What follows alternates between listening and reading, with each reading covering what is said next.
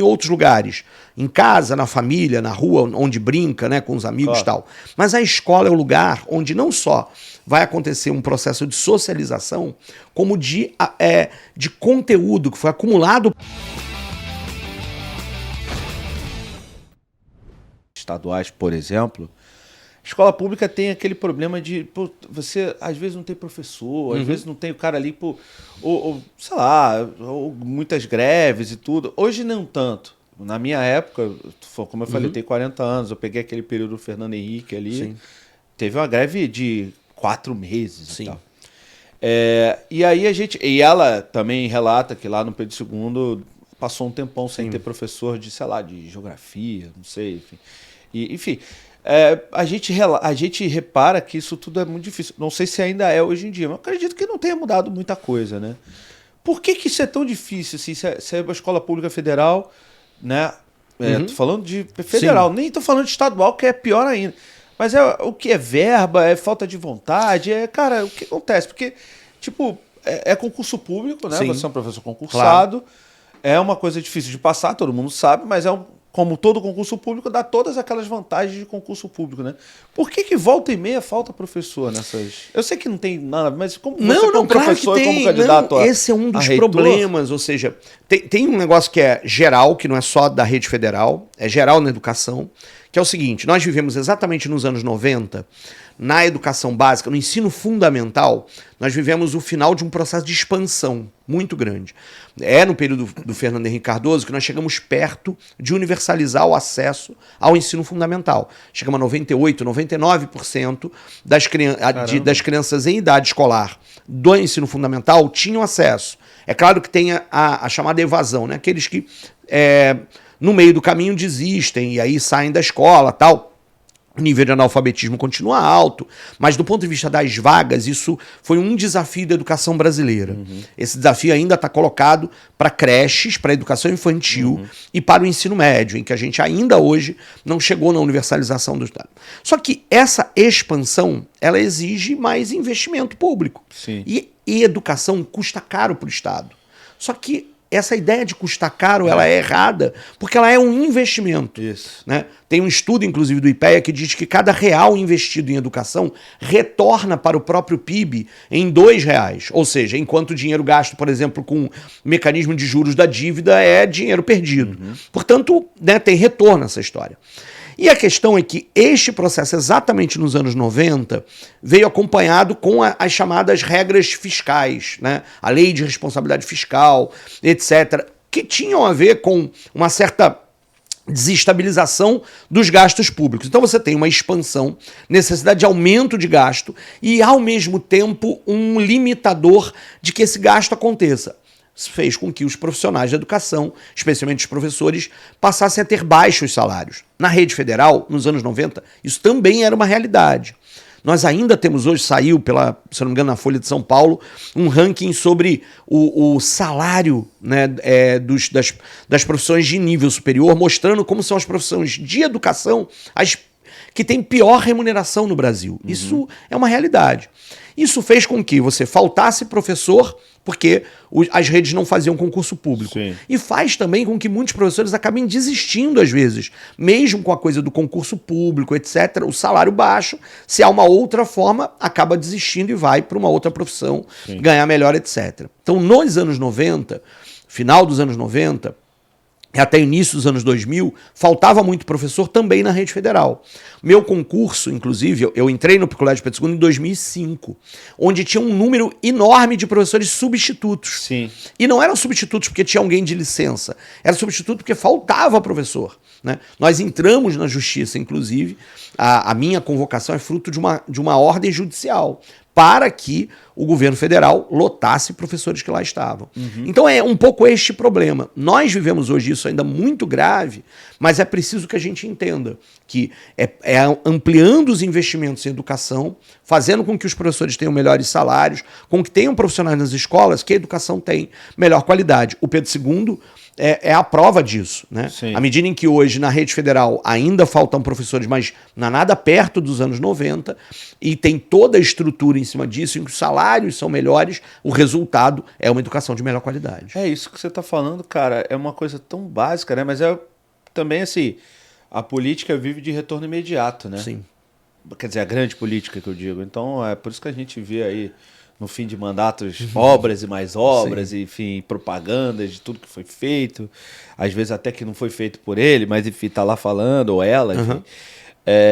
Mas é uma coisa assim, tipo, se você tem um público mais educado, no sentido de educação mesmo, de fundamental, de ensino, né? Cara, você tem um ganho tão grande para a população, né? Para a economia. E aí a economia vai gerar. Então, assim, é uma coisa que não faz sentido não investir nisso. Não há país no mundo que tenha se desenvolvido e tido melhor condição de vida para a sua própria população que não tenha investido decididamente em educação. Ou seja, porque a gente diz, tem uma frase que eu gosto muito de usar, né? Escola é lugar de descoberta do mundo. Né? Ou seja, uma criança quando vai para a escola, ela está descobrindo o mundo. É claro que ela descobre em outros lugares, em casa, na família, na rua, onde brinca, né, com os amigos e tal. Mas a escola é o lugar onde não só vai acontecer um processo de socialização, como de conteúdo que foi acumulado pela humanidade, sendo disseminado ali, faz com que ela possa entender aquilo que está enxergando no mundo cada vez mais, cada vez de forma mais profunda. Sim. A consequência para isso é que a educação básica forte possibilita o ensino médio, a universidade também evoluírem no sentido de que você tem cada vez mais pessoas aprendendo cada vez mais cedo coisas que estão acumuladas pelas gerações anteriores, e isso faz com que você consiga avançar, produzir mais conhecimento, produzir mais saberes sobre o próprio mundo, interferir nele. Né? Então, escola é lugar de descoberta do mundo como ele é, do mundo como ele deveria ser, e do que a gente precisa fazer para ele chegar lá. Sim. A escola deveria ser isso. O problema é que, na maior parte das vezes, escolas sucateadas, profissionais desvalorizados, salas superlotadas, falta de estrutura, esta possibilidade de descobrir o mundo é podada, é impedida a cada momento.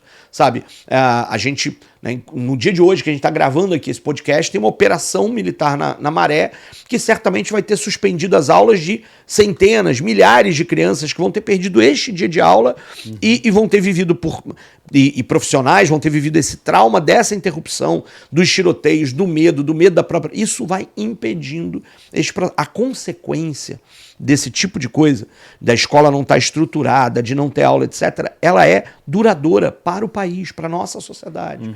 Essa ideia que a escola precisa ser um lugar onde de fato o conhecimento circule, se dissemine e se reproduza e se produza conhecimento, ela é decisiva para a gente poder ter um país melhor e as pessoas viverem melhor. Né? Ah, sem dúvida. Sem dúvida. E a gente vê, inclusive, assim, não é uma questão de preconceito, mas você vê em bairros, por exemplo, onde você sabe que o poder aquisitivo é maior, o acesso a uma educação de qualidade é maior, você vê uma diferença na educação, assim, básica, assim, desde ruas mais limpas, né? Assim, é claro que tem muita coisa mais envolvida do que isso, né? Uma visão política de que esse pessoal é o pessoal que vale a pena investir, e o pessoal, por exemplo, da Baixada não vale tanto a pena investir. Tô falando de ponto de vista político, assim, mais idiota possível. Mas você percebe a diferença. Você pode sair para um país, por exemplo, um país mais desenvolvido na educação, né? Você já teve a oportunidade de visitar alguns, eu também. Sim. A gente vê também a diferença no tratar das pessoas e tal, dar bom dia. Um simples bom dia, né? São coisas que faltam e acho que a educação... Aí é como um todo, né? Nem só a educação como o ensino é fundamental. Então, cara, a solução parece tão simples, né? Pois é. E significa... Porque tem uma coisa do que você está dizendo muito importante, ou seja... O acesso das pessoas ao conhecimento faz com que os laços, o próprio entendimento de si mesmo, do outro, da comunidade, seja diferente. E você acaba se sentindo pertencente àquela comunidade. Né? Esta ideia, ela é decisiva e parece simples.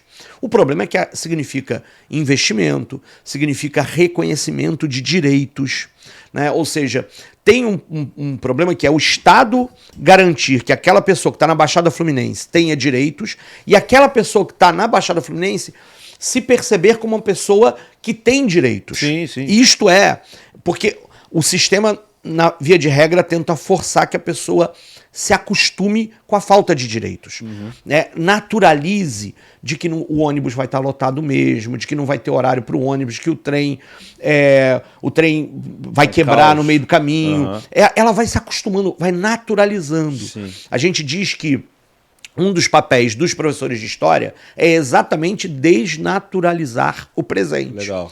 Porque à medida em que você tem um conhecimento histórico, conhecimento da dimensão das coisas que mudam ou deixam de mudar e por que algumas mudam e outras não, você passa a entender por que o presente é do jeito que é e desnaturaliza. Sim. Isso te dá a condição de dizer, eu, tanto quanto morador aqui de Belfor Roxo, tanto quanto morador da Barra da Tijuca, sou portador de direito, tenho direitos. Isso. E preciso exigir que esse direito me seja garantido. Sim. E vai correr atrás disso para que a coisa aconteça. Então, este processo é um círculo virtuoso da pessoa se reconhecer como uma pessoa de direitos e de cobrar ao Estado. E esse Estado, muitas vezes, passa a ter menos espaço para continuar negando o direito a essa pessoa. Sim. A gente vai para um outro país em que essas coisas estão mais consolidadas, né?